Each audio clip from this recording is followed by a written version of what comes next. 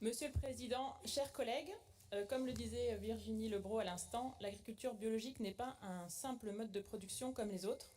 C'est un véritable outil fort de politique publique qui nous fournit une alimentation sans résidus de pesticides, préserve la qualité de l'eau que nous buvons, protège la biodiversité et lutte contre le changement climatique. C'est un véritable outil aussi de santé publique, notamment pour nos enfants et les agricultrices et agriculteurs qui pratiquent leur métier tous les jours. C'est pourquoi la région ne peut pas laisser le développement de l'agriculture biologique à la seule main invisible du marché et au raisonnement offre-demande. Comme le disaient à la dernière séance plénière certains collègues, il y a une conjoncture difficile, mais il y a aussi un soutien de l'État qui s'étiole. Et notre région doit donc peser de tout son poids.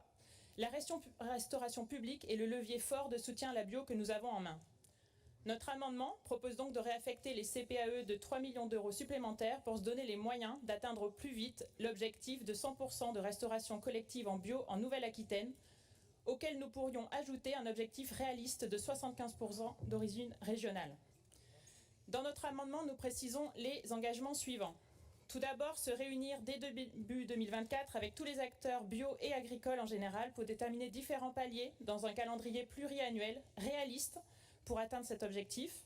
En première étape, il faut dès 2024 atteindre le minimum de 20% de bio dans tous les lycées de la région, comme l'exige la loi Egalim. Deuxième engagement, un soutien régional beaucoup plus important à l'installation, la conversion et la production bio, en particulier de production végétale bio, et plus globalement à la structuration des filières bio-régionales qui en ont en ce moment bien besoin.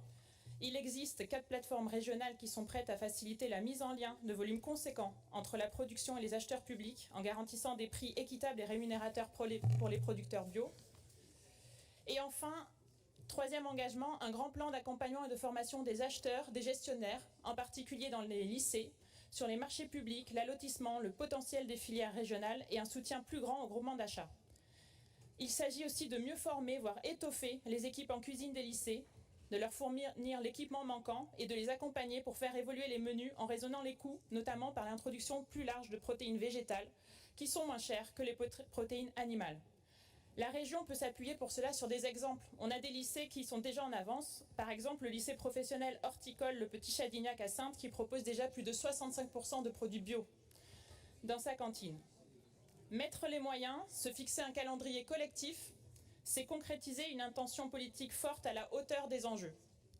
Faisons comme Sainte-Marie-de-Ré qui intègre déjà 96% de produits bio dans sa cantine, ou comme le CIVU de Bordeaux-Mérignac qui prépare plus de 23 500 repas par jour et intègre 55% de bio fin 2023, soit plus 26% en 3 ans. C'est d'ailleurs là que sera signé le pacte Ambition Bio ce vendredi.